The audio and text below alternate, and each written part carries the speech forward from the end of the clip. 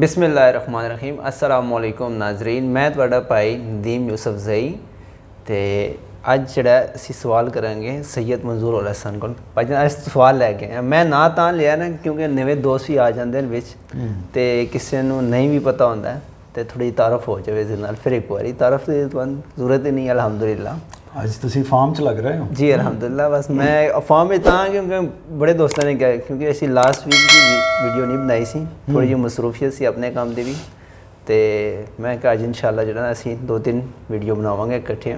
ਤੇ ਮੇਰੇ ਆਪਣੇ ਦੋਸਤਾਂ ਨੇ ਜਿਹੜਾ ਉਹਨਾਂ ਨੇ ਫਰਮਾਇਸ਼ ਕੀਤੀ ਹੈ ਜੀ। ਅੱਜ ਜਿਹੜਾ ਭਾਜੀ ਸਵਾਲ ਹੈ ਬਹੁਤ ਅਹਿਮ ਸਵਾਲ ਹੈ, ਉਹ ਹੈ ਮਿਊਜ਼ਿਕ।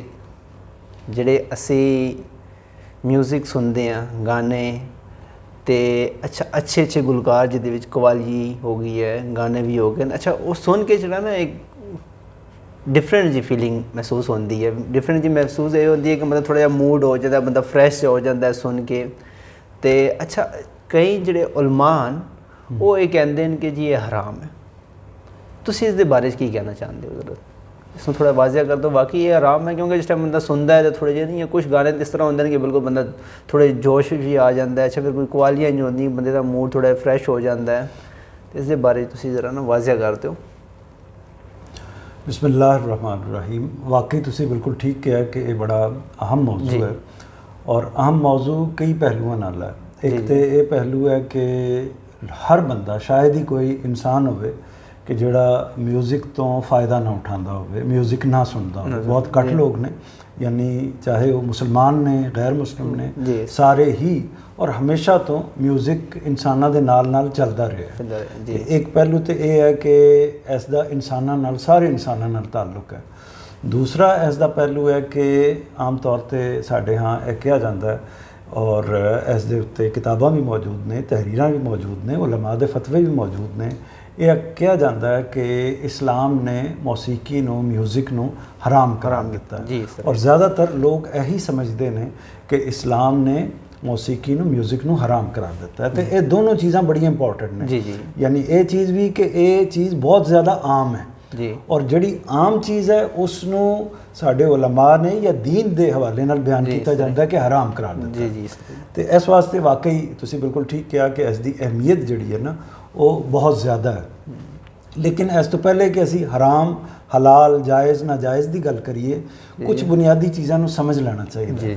सब तो पहले तो यह देखिए कि म्यूज़िक की है। अगर मैं तुहाडे तो पूछां कि तुसी म्यूज़िक किस नूं कहोगे तो वो ज़रा मैनू तुसी अपने विजन के हिसाब नाल, अपने ख्याल के हिसाब नाल दसो कि म्यूज़िक है की चीज़।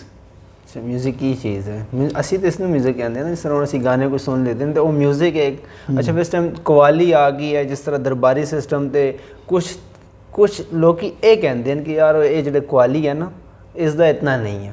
अच्छा ये भी एक सवाल इस दे आता है। तो फिर गाने सुनना या म्यूज़िक जो है, हुण म्यूज़िक भी कई किस्म का हो गया जिसनों असी कहते हैं डिस्को म्यूज़िक हो गया। फिर जो ना कवाली भी म्यूज़िक हाँ आ रहा है ना, इस तरह हुण गिटार हो गई है, रबाब हो गया, बाकी चीज़ां हो गई। तो इस चीज़ में असी म्यूज़िक कहते हैं। मैं उसनूं थोड़ी जी तुहाडी गल नूं तुसीं अच्छी गल कीती है, लेकिन इसनूं मैं थोड़ा जिहा होर खोल दिंदा। खोलो जरूर सही कि जदों असी म्यूज़िक सुनते हैं तो म्यूज़िक दो चीज़ों का मजमूआ हुंदा है जी जी। एक गले चों या इंसान के मूँह चों आवाज़ निकलती है, उसनूं खास उतार चढ़ाव उस दे उत्ते आंदा है। यानी आवाज़ उत्ते चली जाती है, आवाज़ थल्ले आ जाती है। हाँ अच्छा इस दे नाल इसी तरह जिस तरह आवाज़ उत्ते चली जाती है, म्यूज़िक भी उत्ते चला जाता है, थल्ले आ जाता है, उसको मेनटेन करते हैं। बिल्कुल ठीक है। लेकिन मेरे कहने का मतलब है कि म्यूज़िक जिहड़ा है ना दो चीज़ों का असलन मजमूआ है। एक चीज़ आवाज़ जी, और उस आवाज़ तुसी बाज़ औक़ात राग कहते हो और बाज़ औक़ात तो उसके अंदर शेर बोलते हो जी सर। शेर अच्छा भी हो सकता, बुरा भी हो सकता जी सर। तो एक तो आवाज़ हो गई जिहड़ी गले दे इंसानी गले चों निकलती है। दूसरी की चीज़ है, दूसरी इंस्ट्रूमेंट है। यानी वो चीज़ां ਜਿਹੜੀਆਂ ਤੁਹਾਡੀ आवाज़ ਦੇ ਨਾਲ शामिल ਹੁੰਦੀਆਂ ਨੇ। मिसाल के तौर पर सितार हो गया, मिसाल के तौर पर गिटार हो गया, तबला हो गया, सारंगी हो गई, बांसुरी हो गई। ये वो चीज़ां ने कि ਜਿਹੜੀਆਂ ਨਾਲ शामिल ਹੁੰਦੀਆਂ ਨੇ जी सर। अच्छा ਜਦੋਂ ਕੱਲੀ आवाज़ होए तो उस दे नाल ये शामिल होण तो फिर वो म्यूज़िक ज़रा ज़्यादा असर करने वाला हो जाता है जी सर।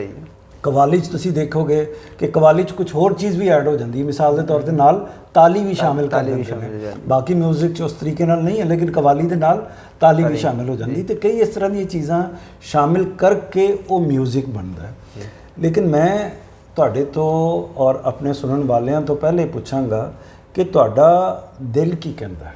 ਜੀ, ਪਹਿਲੀ ਗੱਲ ਤੇ ਉਸ ਦੀ ਵਜ੍ਹਾ ਹੈ ਕਿ ਨਬੀ ਕਰੀਮ ਸੱਲੱਲਾਹੁ ਅਲੈहि ਵਸੱਲਮ ਦੀ ਹਦੀਸ ਹੈ ਕਿ ਜਦੋਂ ਤੁਹਾਨੂੰ ਕਿਸੇ ਚੀਜ਼ ਦੇ ਬਾਰੇ 'ਚ ਖਟਕ ਪੈਦਾ ਹੋਵੇ ਨਾ, ਤੁਹਾਡੇ ਦਿਲ ਦੇ ਅੰਦਰ ਕੋਈ ਸਵਾਲ ਪੈਦਾ ਹੋਵੇ, ਤੇ ਕਿਸੇ ਮੌਲਵੀ ਸਾਹਿਬ ਤੋਂ, ਕਿਸੇ ਆਲਮ ਦੀਨ ਤੋਂ, ਕਿਸੇ ਹੋਰ ਤੋਂ ਪੁੱਛਣ ਤੋਂ ਪਹਿਲੇ ਤੁਸੀਂ ਆਪਣੇ ਆਪ ਤੋਂ ਪੁੱਛੋ, ਆਪਣੇ ਦਿਲ ਤੋਂ ਸਵਾਲ ਕਰੋ, ਤੁਹਾਡਾ ਦਿਲ ਉਸ ਦੇ ਬਾਰੇ 'ਚ ਕੀ ਕਹਿੰਦਾ, ਉਸ ਦੀ ਵਜ੍ਹਾ ਕੀ ਹੈ।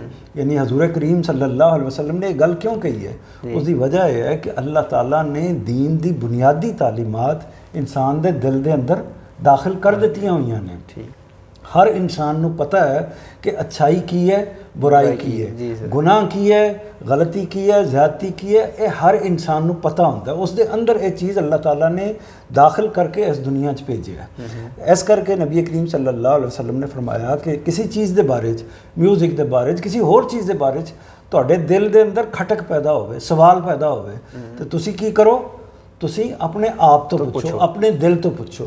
ਤੇ ਉਸ ਤੋਂ ਬਾਅਦ ਵੀ ਹੋ ਸਕਦਾ ਕਿ ਤੁਹਾਡੀ ਦਿਲ ਦੀ ਖਟਕ ਜਿਹੜੀ ਖਤਮ ਨਾ ਹੋਵੇ, ਤੇ ਉਸ ਤੋਂ ਬਾਅਦ ਤੁਸੀਂ ਉਲਮਾ ਕੋਲ ਜਾਓ, ਅਹਿਲੇ ਇਸਲਾਮ ਕੋਲ ਜਾਓ, ਜਾਂ ਕਿਤਾਬਾਂ ਪੜ੍ਹੋ, ਬਾਕੀ ਚੀਜ਼ਾਂ ਨੂੰ ਦੇਖੋ, ਲੇਕਿਨ ਪਹਿਲਾ ਸਵਾਲ ਇਹ ਪੈਦਾ ਹੁੰਦਾ ਹੈ। ਤੇ ਮੇਰਾ ਖਿਆਲ ਹੈ ਕਿ ਮੈਂ ਨਾਜ਼ਰੀਨ ਨਾਲ ਵੀ ਗੁਜ਼ਾਰਿਸ਼ ਕਰਾਂਗਾ, ਤੁਹਾਨੂੰ ਵੀ ਗੁਜ਼ਾਰਿਸ਼ ਕਰਾਂਗਾ, ਪਹਿਲੇ ਤੇ ਇਹ ਆਪਣੇ ਆਪ ਤੋਂ ਪੁੱਛੋ, ਬਾਅਦ 'ਚ ਉਲਮਾ ਕੋਲ ਵੀ ਜਾਵਾਂਗੇ, ਬਾਅਦ 'ਚ ਬਾਕੀ ਸਾਰੀ ਕਿਤਾਬਾਂ ਜੋ ਕੁਝ ਲਿਖਿਆ ਹੈ ਉਹ ਵੀ ਦੇਖਾਂਗੇ, ਲੇਕਿਨ ਪਹਿਲੇ ਆਪਣੇ ਆਪ ਤੋਂ ਤਾਂ ਪੁੱਛੋ ਠੀਕ ਹੈ ਕਿ ਇਹ ਹੈ ਕੀ ਚੀਜ਼, ਇਸ 'ਚ ਪ੍ਰੋਬਲਮ ਕੀ ਹੈ। ਮਸਲਨ ਮੈਂ ਇਹ ਸਵਾਲ ਇਸ ਵਾਸਤੇ ਕਰ ਰਿਹਾ ਕਿ ਜਿਹੜੀ ਤੁਸੀਂ ਬਾਂਸਰੀ ਦੀ ਆਵਾਜ਼ ਸੁਣਦੇ ਹੋ, ਕਦੀ ਕੋਇਲ ਦੀ ਆਵਾਜ਼ ਸੁਣੀ ਹੋਈ ਹੈ ਨਾ, ਔਰ ਸਾਡੇ ਨਾਜ਼ਰੀਨ 'ਚ ਬੇਸ਼ੁਮਾਰ ਲੋਕਾਂ ਨੇ ਸੁਣੀ ਹੋਏਗੀ। ਬਿਲਕੁਲ ਕਰੀਬ ਆਵਾਜ਼ ਹੈ ਕੋਇਲ ਦੀ, ਜੀ ਸਰ, ਬਹੁਤ ਹੀ ਖੂਬਸੂਰਤ ਆਵਾਜ਼ ਹੈ ਕੋਇਲ ਦੀ। ਇਸੇ ਤਰੀਕੇ ਨਾਲ ਬਾਜ਼ ਤੋਤੇ ਨੇ ਜਿਹੜੇ ਆਵਾਜ਼ ਨਿਕਾਲਦੇ ਨੇ, ਜਾਂ ਬਾਜ਼ ਚਿੜੀਆਂ ਨੇ ਜਿਹੜੀਆਂ ਆਵਾਜ਼ ਨਿਕਾਲਦੀਆਂ ਨੇ। ਸੁਬਾਹ ਅਗਰ ਉਹਨਾਂ ਦਾ ਤੁਸੀਂ ਸੁਣੋ, ਉਹਨਾਂ ਨੂੰ ਸਮਾਤ ਕਰੋ ਉਹਨਾਂ ਦੀ, ਤਾਂ ਮਹਿਸੂਸ ਹੁੰਦਾ ਕਿ ਬਿਲਕੁਲ ਉਹ ਇਨਸਟਰੂਮੈਂਟ ਜਿਹੜਾ ਹੈ ਨਾ, ਬਾਜ਼ ਔਕਾਤ ਉਹਨਾਂ ਤੋਂ ਵੀ ਜ਼ਿਆਦਾ ਖੂਬਸੂਰਤ ਆਵਾਜ਼ ਹੁੰਦੀ ਹੈ। ਤੇ ਅੱਛਾ, ਮੈਂ ਸਵਾਲ ਪੁੱਛਾਂਗਾ ਆਪਣੇ ਨਾਜ਼ਰੀਨ ਤੋਂ ਵੀ, ਤੁਹਾਡੇ ਤੋਂ ਵੀ, ਕਿ ਕਿਆ ਕੋਇਲ ਦੀ ਆਵਾਜ਼ ਸੁਣਨਾ ਹਰਾਮ ਹੈ ਜਾਂ ਹਲਾਲ ਹੈ? ਕਿਉਂਕਿ ਆਵਾਜ਼ ਤੇ ਜਿਸ ਤਰ੍ਹਾਂ ਦੀ ਕੋਇਲ ਦੀ, ਤੋਂ ਕੋਇਲ ਦੇ ਗਲੇ 'ਚੋਂ ਨਿਕਲ ਰਹੀ ਹੈ, ਉਸੇ ਤਰ੍ਹਾਂ ਦੀ ਆਵਾਜ਼ ਬਾਂਸਰੀ 'ਚੋਂ ਨਿਕਲ ਰਹੀ ਹੈ। ਤੇ ਇੱਕ ਆਵਾਜ਼ ਜਿਹੜੀ ਉਹ ਲੱਕੜੀ ਦੇ ਟੁਕੜੇ 'ਚੋਂ ਨਿਕਲ ਰਹੀ ਹੈ, ਉਸ ਨੂੰ ਤੁਸੀਂ ਗਲਤ ਕਹਿ ਰਹੇ ਹੋ। ਅੱਛਾ, ਔਰ ਜਿਹੜੀ ਇੱਕ ਪਰਿੰਦੇ ਦੇ ਗਲੇ 'ਚੋਂ ਨਿਕਲ ਰਹੀ ਹੈ, ਉਸ ਨੂੰ ਤੁਸੀਂ ਠੀਕ ਕਹਿ ਰਹੇ ਹੋ। ਇਹ ਤਾਂ ਸਮਝ ਨਹੀਂ ਆਉਂਦੀ ਨਾ ਗੱਲ। ਯਾਨੀ ਸਮਝ ਇਸ ਵਾਸਤੇ ਨਹੀਂ ਆਉਂਦੀ ਕਿ ਜਾਂ ਤੇ ਸਾਨੂੰ ਫਿਰ ਸਾਰੀ ਆਵਾਜ਼ਾਂ ਨੂੰ ਹੀ ਗਲਤ ਕਹਿਣਾ ਚਾਹੀਦਾ ਹੈ। ਅੱਛਾ, ਹੋਰ ਸੁਣ ਲਓ ਮੇਰੀ ਗੱਲ। ਹੋਰ ਦੂਸਰੀ ਗੱਲ ਇਹ ਹੈ, ਸਵਾਲ ਇਹ ਪੈਦਾ ਹੁੰਦਾ ਹੈ ਕਿ ਅਸੀਂ ਜਦੋਂ ਅੱਛੀ ਗੁਫ਼ਤਗੂ ਕਰਦੇ, ਕੋਈ ਵੀ ਇਨਸਾਨ ਅੱਛੀ ਗੁਫ਼ਤਗੂ ਕਰਦਾ, ਉਹ ਗੁਫ਼ਤਗੂ ਗਲੇ 'ਚੋਂ ਨਿਕਲ ਰਹੀ ਹੈ। ਜਿਸ ਦੀ ਆਵਾਜ਼, ਜਿਸ ਦਾ ਲਹਨ, ਜਿਸ ਦਾ ਗਨਾ ਜ਼ਿਆਦਾ ਅੱਛਾ ਹੋਏਗਾ, ਉਸ ਦੀ ਗੁਫ਼ਤਗੂ ਜ਼ਿਆਦਾ ਅਸਰ ਕਰੇਗੀ। ਐਸਾ ਹੀ ਹੈ। ਯਾਨੀ ਜਿਹੜਾ ਅੱਛਾ ਖੂਬਸੂਰਤ ਤਰੀਕੇ ਨਾਲ ਗੁਫ਼ਤਗੂ ਕਰੇਗਾ, ਗੱਲ ਕਰੇਗਾ, ਬੜੇ ਲਫ਼ਜ਼ਾਂ ਨੂੰ ਬਣਾ ਕੇ, ਬੜੇ ਤਲੱਫੁਜ਼ ਦੇ ਨਾਲ ਔਰ ਅੱਛੀ ਆਵਾਜ਼ ਨਾਲ ਗੱਲ ਕਰੇਗਾ, ਉਸ ਦਾ ਅਸਰ ਹੋਏਗਾ ਕਿ ਨਹੀਂ ਹੋਏਗਾ? ਉਸ ਨੂੰ ਤੁਸੀਂ ਕੀ ਕਹੋਗੇ ਕਿ ਇਹ ਅੱਲਾ ਦੀ नेमत है, अल्लाह दी नेमत है। लेकिन ਉਹੀ ਗੱਲ, ਉਹੀ ਬੰਦਾ ਜਦੋਂ ਅਲਫਾਜ਼ ਅੱਛੇ ਬੋਲ ਰਿਹਾ ਤੇ ਤੁਸੀਂ ਉਸ ਨੂੰ ਗਲਤ ਕਹਿ ਰਹੇ ਹੋ, ਠੀਕ ਕਹਿ ਰਹੇ ਹੋ। ਲੇਕਿਨ ਜਦੋਂ ਉਸੇ ਆਵਾਜ਼ ਨੂੰ ਜ਼ਰਾ ਸੁਰਦੇ ਤਰੀਕੇ ਨਾਲ ਬੋਲੇਗਾ ਤੇ ਤੁਸੀਂ ਉਸ ਨੂੰ ਠੀਕ ਨਹੀਂ ਕਹੋਗੇ। ਇਹ ਗੱਲ ਸਮਝ ਨਹੀਂ ਆਉਂਦੀ। ਯਾਨੀ ਸਵਾਲ ਜਿਹੜਾ ਮੈਨੂੰ ਆਪਣੇ ਦਿਲ ਤੋਂ ਪੁੱਛਣਾ ਚਾਹੀਦਾ ਹੈ, ਤੁਹਾਨੂੰ ਆਪਣੇ ਦਿਲ ਤੋਂ ਪੁੱਛਣਾ ਚਾਹੀਦਾ, ਉਹ ਇਹ ਹੈ ਕਿ ਉਹ ਚੀਜ਼ਾਂ, ਮਸਲਨ ਤੁਸੀਂ ਕਦੀ ਉਹਦੀ ਝਰਨੇ ਦੀ ਆਵਾਜ਼ ਸੁਣੀ ਹੈ? ਯਾਨੀ ਆਬਸ਼ਾਰ ਦੀ ਆਵਾਜ਼। ਆਬਸ਼ਾਰ ਦੀ ਆਵਾਜ਼ ਜਦੋਂ ਪਾਣੀ ਗਿਰ ਰਿਹਾ ਹੁੰਦਾ, ਆਪਣੀ ਬੜੀ ਖੂਬਸੂਰਤੀ ਪੈਦਾ ਕਰਦੀ ਹੈ। ਐਸੀ ਤਰੀਕੇ ਨਾਲ ਬਾਕੀ ਜਿਹੜੀਆਂ ਸਾਰੀਆਂ ਚੀਜ਼ਾਂ ਨੇ, ਉਹ ਬੜੀ ਖੂਬਸੂਰਤ ਹੀ ਪੈਦਾ ਕਰਦੀਆਂ ਨੇ। ਅੱਛਾ, ਮਿਊਜ਼ਿਕ ਬਣਿਆ ਕਿੱਥੋਂ ਹੈ? ਯਾਨੀ ਮਿਊਜ਼ਿਕ ਅਸਲ 'ਚ ਉਹ ਤਾਰਾਂ ਨੂੰ ਜਦੋਂ ਹਿਲਾਉਂਦੇ ਨੇ ਜਾਂ ਕੋਈ ਬਟਨ ਦਬਾਉਂਦੇ ਨੇ, ਉਸ 'ਚੋਂ ਜਿਹੜੀ ਆਵਾਜ਼ ਨਿਕਲਦੀ, ਇਨਸਾਨ ਨੇ ਅਸਲ 'ਚ ਇਹੀ ਚੀਜ਼ਾਂ ਦੇਖੀਆਂ, ਇਹੀ ਚੀਜ਼ਾਂ ਸੁਣੀਆਂ, ਔਰ ਸੁਣਨ ਤੋਂ ਬਾਅਦ ਇਨਸਾਨ ਨੇ ਕਿਹਾ ਕਿ ਉਹੀ ਆਵਾਜ਼ ਜਿਹੜੀ ਕੋਇਲ ਦੇ ਗਲੇ 'ਚੋਂ ਨਿਕਲ ਰਹੀ ਹੈ, ਜਾਂ ਇਸੇ ਤਰ੍ਹਾਂ ਮੁਖਤਲਿਫ ਹੋਰ ਖੂਬਸੂਰਤ ਜਾਨਵਰਾਂ ਦੇ ਗਲੇ 'ਚੋਂ ਨਿਕਲ ਰਹੀ ਹੈ, ਮੈਂ ਉਸੇ ਆਵਾਜ਼ ਨੂੰ ਖੁਦ ਨਿਕਾਲ ਕੇ ਦੇਖਾਂ। ਤੇ ਉਸ ਨੇ ਮੁਖਤਲਿਫ ਤਾਰਾਂ ਦੇ ਜ਼ਰੀਏ, ਮੁਖਤਲਿਫ ਹੋਰ ਤਰੀਕੇ ਨਾਲ ਉਸ ਆਵਾਜ਼ ਨੂੰ ਆਪਣੇ ਹੱਥਾਂ ਦੇ ਜ਼ਰੀਏ ਇਸਤੇਮਾਲ ਕਰਨ ਦੀ ਕੋਸ਼ਿਸ਼ ਕੀਤੀ, ਬਾਜ਼ ਔਕਤ ਹਵਾ ਦੇ ਜ਼ਰੀਏ ਯਾਨੀ ਆਪਣੀ ਫੂਕ ਦੇ ਜ਼ਰੀਏ ਇਸਤੇਮਾਲ ਕਰਨ ਦੀ ਕੋਸ਼ਿਸ਼ ਕੀਤੀ, ਬਾਜ਼ ਔਕਤ ਹੱਥਾਂ ਦੇ ਜ਼ਰੀਏ ਇਸਤੇਮਾਲ ਕਰਨ ਦੀ ਕੋਸ਼ਿਸ਼ ਕੀਤੀ। ਤੇ ਇਹ ਯਾਨੀ ਉਹ ਚੀਜ਼ ਜਿਹੜੀ ਕਿ ਇਨਸਾਨ ਆਪਣੇ ਹੱਥਾਂ ਨਾਲ ਇਸਤੇਮਾਲ ਕਰ ਰਿਹਾ ਹੈ, ਜਾਂ ਲੱਕੜੀ ਦਾ ਕੋਈ ਉਜ਼ਵ ਇਸਤੇਮਾਲ ਹੋ ਜਾਂਦਾ ਹੈ, ਜਾਂ ਚਮੜੇ ਦਾ ਕੋਈ ਟੁਕੜਾ ਇਸਤੇਮਾਲ ਹੋ ਜਾਂਦਾ ਹੈ, ਔਰ ਚੀਜ਼ਾਂ ਅਸੀਂ ਜਿਹੜੀਆਂ ਆਵਾਜ਼ਾਂ ਕੱਢ ਰਹੇ ਹਾਂ ਉਹ ਆਵਾਜ਼ਾਂ ਉਹੀ ਨੇ ਜਿਹੜੀਆਂ ਆਵਾਜ਼ਾਂ ਅਸੀਂ ਹੋਰ ਜਗ੍ਹਾ ਤੇ ਵੀ ਸੁਣ ਰਹੇ ਹੁੰਦੇ। ਯਾਨੀ ਮਿਸਾਲ ਦੇ ਤੌਰ ਤੇ ਤਬਲੇ ਦੀ ਆਵਾਜ਼ ਜਦੋਂ ਜੰਗ ਹੁੰਦੀ ਹੈ, ਜੰਗ ਦੇ ਅੰਦਰ ਉਹ ਖਾਸ ਤਰ੍ਹਾਂ ਦਾ ਉਹ ਢੋਲ ਹੁੰਦਾ ਹੈ ਜਿਸ ਨੂੰ ਤਬਲੇ ਜੰਗ ਕਹਿੰਦੇ ਹੈ, ਉਹ ਵੱਜਦਾ ਹੈ ਨਾ, ਉਹ ਜਦੋਂ ਉਹ ਉਸ ਦੇ ਨਾਲ ਕੀ ਹੁੰਦਾ ਹੈ, ਲੋਕਾਂ ਦੇ ਅੰਦਰ ਇੱਕ ਜਜ਼ਬਾ ਪੈਦਾ ਹੁੰਦਾ ਹੈ, ਜੋਸ਼ ਪੈਦਾ ਹੁੰਦਾ ਹੈ। ਤੇ ਔਰ ਇਹ ਨਬੀ ਕਰੀਮ ਸੱਲੱਲਾਹੁ ਅਲੈहि ਵਸੱਲਮ ਦੇ ਜ਼ਮਾਨੇ 'ਚ ਵੀ ਇਹ ਚੀਜ਼ ਮੌਜੂਦ ਸੀ। ਤੇ ਅਗਰ ਉਹ ਜਾਇਜ਼ ਹੈ ਤੇ ਫਿਰ ਦੂਸਰਾ ਤਬਲਾ ਕਿਉਂ ਨਾਜਾਇਜ਼ ਹੋ ਸਕਦਾ ਹੈ? ਇਹ ਸਵਾਲ ਪੈਦਾ ਹੋ ਗਿਆ ਜੀ, ਪੈਦਾ ਹੋ ਗਿਆ। ਤੇ ਮੇਰਾ ਖਿਆਲ ਹੈ ਕਿ ਪਹਿਲੇ ਤੇ ਇਸ ਸਵਾਲ ਨੂੰ ਦੇਖਣਾ ਚਾਹੀਦਾ ਹੈ ਔਰ ਇਸ 'ਤੇ ਗੌਰ ਕਰਨਾ ਚਾਹੀਦਾ ਹੈ, ਔਰ ਇਸ 'ਤੇ ਗੌਰ ਕਰਕੇ ਮੇਰਾ ਖਿਆਲ ਹੈ ਕਿ ਮੈਂ ਵੀ ਇਸ ਨਤੀਜੇ 'ਤੇ ਪਹੁੰਚਿਆ, ਤੁਸੀਂ ਵੀ ਇਸ ਨਤੀਜੇ 'ਤੇ ਪਹੁੰਚੋਗੇ, ਔਰ ਸਾਡੇ ਨਾਜ਼ਰੀਨ ਵੀ ਇਸ ਨਤੀਜੇ 'ਤੇ ਇਸ ਜਗ੍ਹਾ 'ਤੇ ਪਹੁੰਚਣਗੇ ਕਿ ਇਹ ਚੀਜ਼ਾਂ ਤੇ ਇੱਕ ਨੇ, ਇਹ ਚੀਜ਼ਾਂ ਤੇ ਹੈ ਤੇ ਇੱਕ ਨੇ, ਤੇ ਫਿਰ ਇਹਨੂੰ ਗਲਤ ਕਹਿਣ ਦਾ ਸਵਾਲ ਕੀ ਹੈ ਉਹ ਸਮਝ ਨਹੀਂ ਆ ਰਿਹਾ। ਉਹ ਮੈਂ ਤੁਹਾਨੂੰ ਦੱਸਦਾ ਨਾ, ਤੁਸੀਂ ਇਹ ਕਹਿ ਰਹੇ ਹੋ ਕਿ ਇਸ ਤਰ੍ਹਾਂ ਮੈਂ ਪਹੁੰਚਾਂਗਾ ਇਸ ਦੇ ਨਤੀਜੇ ਤੇ, ਮੈਂ ਨਹੀਂ ਪਹੁੰਚ ਰਿਹਾ ਇਸ ਦੇ ਨਤੀਜੇ ਤੇ। ਅੱਛਾ ਜੀ ਹਾਂ, ਮੈਂ ਨਹੀਂ ਪਹੁੰਚ ਰਿਹਾ। ਤੇ ਨਾਜ਼ਰੀਨ ਹੁਣ ਮੈਂ ਕੁਝ ਨਹੀਂ ਕਹਿ ਸਕਦਾ ਕਿ ਉਹ ਪਹੁੰਚਣਗੇ ਜਾਂ ਨਹੀਂ ਪਹੁੰਚਣਗੇ, ਲੇਕਿਨ ਉਹ ਬਾਅਦ ਜੋ ਕਮੈਂਟ ਕਰਕੇ ਸਾਨੂੰ ਦੱਸ ਸਕਦੇ ਹਾਂ।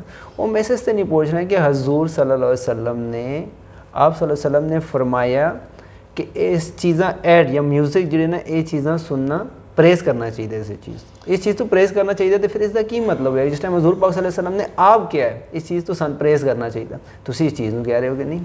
शाबाश। तुसी फिर ਜਿਹੜਾ ਨਾ ਉਹ ਜਿਹੜੀ ਚੀਜ਼ਾਂ ਨੂੰ ऐड करता, फॉर एग्जांपल अगर कोई जानवर है या चीज़ जो कोई परिंदा है, अगर वो तो अल्लाह ताला ने उसको आवाज़ देती है, एक इंसान ने आप एक चीज़ बना के अच्छा बना के तो फिर जो ना फार्मूला सन की दे रहे हैं, सन किहड़े पासे लैके जा रहे हैं, ये चीज़ दसो। तबला अगर तुसी कह रहे हो कि अगर उस टाइम वजदा सी तो वो किसी चीज़ वास्ते वजदा सी, होर कोई इस तरह मेरे ख्याल उस टाइम नहीं सी। तो हुण अगर उसनों वजाना या इतनी म्यूजिक ने जिहड़ा उत्ते लैके जाना, तो फिर तुसी तुहाडा मतलब ये है कि बस ठीक है, ओके, नो प्रॉब्लम, सुनो तुसी इसनूं, इहदे च कोई गुनाह नहीं है। मैं कहांगा कि तुसी बड़ी अच्छी गल कीती है और तुहानूं मैं शाबाश भी कहांगा, दाद भी देवांगा कि बहुत अच्छी गल कीती है, क्योंकि ਜਿਹੜੀ ਗੱਲ ਬੇਸ਼ੁਮਾਰ ਚੀਜ਼ਾਂ ਜਾਇਜ਼ ਹੋ ਸਕਦੀਆਂ ਨੇ, ਹਲਾਲ ਹੋ ਸਕਦੀਆਂ ਨੇ, ਲੇਕਿਨ ਔਰ ਸਾਡਾ ਦਿਲ ਵੀ ਕਹਿ ਸਕਦਾ ਹੈ ਕਿ ਇਹ ਜਾਇਜ਼ ਹੈ, ਇਹ ਹਲਾਲ ਹੈ, ਲੇਕਿਨ ਅਗਰ ਹੁਜ਼ੂਰ ਦਾ ਹੁਕਮ ਆ ਜਾਵੇ, ਹੁਜ਼ੂਰ ਦਾ ਹੁਕਮ ਆ ਜਾਏ ਤੇ ਸਾਨੂੰ ਉਹ ਬਜ਼ਾਹਿਰ ਜਿਹੜੀ ਜਾਇਜ਼ ਚੀਜ਼ ਵੀ ਲੱਗ ਰਹੀ ਹੈ ਉਸ ਨੂੰ ਛੱਡਣਾ ਪਏਗਾ। ਮਿਸਾਲ ਦੇ ਤੌਰ ਤੇ ਮੈਂ ਤੁਹਾਡੀ ਗੱਲ ਨਾਲ ਇਤਫਾਕ ਕਰਦੇ ਹੋਏ ਕਹਾਂਗਾ ਕਿ ਮਿਸਾਲ ਦੇ ਤੌਰ ਤੇ रमज़ान का खाना हलाल है ना, खाना हलाल है, लेकिन रमज़ान के अंदर सानू हजूर का हुक्म आ गया, अल्लाह का हुक्म आ गया कि रमज़ान के अंदर इस टाइम तो लैके खाना नहीं खाना, ਅਸੀਂ ਨਹੀਂ ਖਾਂਦੇ। ਇਸੇ ਤਰ੍ਹਾਂ ਅਸੀਂ ਸਾਡੇ ਵਾਸਤੇ ਇੱਕ ਤਰੀਕੇ ਨਾਲ ਹਰਾਮ ਹੋ ਜਾਂਦਾ ਹੈ। ਇਸੇ ਤਰ੍ਹਾਂ ਤੁਸੀਂ ਲੈ ਸਕਦੇ ਹੋ, ਇਸ ਤਰ੍ਹਾਂ ਪਹਿਲੇ ਸ਼ਰਾਬ ਜਿਹੜੀ ਸੀ ਉਹ ਹਲਾਲ ਸੀ, ਲੇਕਿਨ ਜਦੋਂ ਹਜ਼ੂਰ ਨੇ ਹੁਕਮ ਦਿੱਤਾ ਤੇ ਉਹ ਹਰਾਮ ਹੋ ਗਈ। ਤੇ ਇਹਦਾ ਮਤਲਬ ਇਹ ਹੈ ਕਿ ਇਹ ਗੱਲ ਤੁਹਾਡੀ ਬਿਲਕੁਲ ਠੀਕ ਹੈ ਕਿ ਜਦੋਂ ਅੱਲਾਹ ਦੇ ਰਸੂਲ ਦਾ ਹੁਕਮ ਆ ਜਾਏਗਾ ਤੇ ਬਜ਼ਾਹਿਰ ਜਿਹੜੀ ਜਾਇਜ਼ ਚੀਜ਼ ਲੱਗ ਰਹੀ ਹੋਏਗੀ ਉਸ ਨੂੰ ਅਸੀਂ ਛੱਡ ਦੇਵਾਂਗੇ, ਉਸ ਨੂੰ ਛੱਡ ਦੇਣਾ ਚਾਹੀਦਾ ਹੈ। ਅਗਰ ਅਸੀਂ ਨਹੀਂ ਛੱਡਾਂਗੇ ਤਾਂ ਇਹਦਾ ਮਤਲਬ ਹੈ ਕਿ ਸਾਡਾ ਈਮਾਨ ਕਾਮਿਲ ਨਹੀਂ ਹੈ। ਸਾਨੂੰ ਕਮ ਅਜ਼ ਕਮ ਜ਼ੁਬਾਨੀ तौर पर या दीनी तौर पर या अखलाकी तौर पर या अपने दिल और ज़हन के एतबार नाल ते मनना चाहिए ना कि एक कम गलत है, कम गलत है। मैं किसी मजबूरी की वजह नाल या अपने शौक की वजह नाल या शैतानी वसवसे की वजह नाल कर रहे हैं, अल्लाह मैनू माफ़ करे, लेकिन कम गलत है, कम गलत है। तो यह गल बिल्कुल ठीक है, लेकिन इस जी मैं गुजारिश करांगा ਤੁਸੀਂ ਡਾਇਰੈਕਟ ਉਸ ਜਗ੍ਹਾ 'ਤੇ ਆ ਗਏ, ਉसी ਜਗ੍ਹਾ 'ਤੇ ਆ ਕੇ ਮਸਲੇ ਨੂੰ ਰੋਕ ਲਿਆ। ਮੇਰਾ ਖਿਆਲ ਸੀ ਕਿ ਪਹਿਲੇ ਪਿੱਛੇ ਥੋੜ੍ਹੀ ਜਿਹੀ ਗੱਲ ਕਰਾਂਗੇ, ਲੇਕਿਨ ਓਕੇ। ਪਹਿਲੀ ਗੱਲ ਤਾਂ ਇਹ ਹੈ ਕਿ ਹੁਜ਼ੂਰ ਦੀਆਂ ਗੱਲਾਂ ਨੂੰ ਉਲਮਾ ਨੇ ਸਮਝਿਆ ਜੀ, ਠੀਕ ਹੈ। ਦੀਨ ਦੀਆਂ ਗੱਲਾਂ ਨੂੰ ਉਲਮਾ ਨੇ ਸਮਝਿਆ, ਸਾਡੇ ਅਹਿਲ ਇਲਮ ਨੇ ਸਮਝਿਆ, ਉਹਨਾਂ ਦੀ ਬੜੀ ਇੱਜ਼ਤ ਹੈ, ਬੜੀ ਕਦਰੋ ਮੰਜ਼ਿਲਤ ਹੈ। ਉਹਨਾਂ ਦੀ ਗੱਲ ਨਾਲ ਇਖਤਲਾਫ ਤਾਂ ਕੀਤਾ ਜਾ ਸਕਦਾ, ਲੇਕਿਨ ਉਹਨਾਂ ਦੀ ਜਿਹੜੀ ਇੱਜ਼ਤ ਹੈ ਉਸ 'ਚ ਨਾ ਸਾਨੂੰ ਕਮੀ ਕਰਨੀ ਚਾਹੀਦੀ ਹੈ, ਨਾ ਉਸ 'ਚ ਕੋਈ ਕਮੀ ਹੈ। ਉਹ ਉਹਨਾਂ ਨੇ ਬਹੁਤ ਜ਼ਬਰਦਸਤ ਕੰਮ ਕੀਤਾ ਹੈ। ਪੁਰਾਣੇ ਜ਼ਮਾਨੇ ਦੇ ਵੀ ਉਲਮਾਏ ਕਰਾਮ ਨੇ ਔਰ ਮੌਜੂਦਾ ਜ਼ਮਾਨੇ ਦੇ ਵੀ ਉਲਮਾਏ ਕਰਾਮ ਕਾਬਲੇ ਇਹਤਰਾਮ ਨੇ, ਕਾਬਲੇ ਇੱਜ਼ਤ ਨੇ। ਲੇਕਿਨ ਪਹਿਲੀ ਗੱਲ ਤਾਂ ਮੈਂ ਤੁਹਾਨੂੰ ਇਹ ਦੱਸਾਂਗਾ ਕਿ ਉਲਮਾ ਹੀ 'ਚੋਂ ਬਾਜ਼ ਉਲਮਾ ਐਸੇ ਨੇ ਕਿ ਜਿਹੜੇ ਇਹ ਕਹਿੰਦੇ ਨੇ ਕਿ ਮਿਊਜ਼ਿਕ ਹਰਾਮ ਨਹੀਂ ਹੈ, ਉਹ ਜਾਇਜ਼ ਹੈ, ਅੱਛਾ ਉਹ ਹਲਾਲ ਹੈ। ਠੀਕ ਹੈ, ਇਹਦਾ ਮਤਲਬ ਹੈ ਕਿ ਉਹਨਾਂ ਨੇ ਵੀ ਤੇ ਹਦੀਸਾਂ ਪੜ੍ਹੀਆਂ ਨੇ, ਜੀ ਪੜ੍ਹੀਆਂ। ਉਹਨਾਂ ਨੇ ਵੀ ਕੁਰਾਨ ਮਜੀਦ ਪੜ੍ਹਿਆ, ਉਹ ਕੀ ਕਹਿੰਦੇ ਨੇ ਕਿ ਜਾਇਜ਼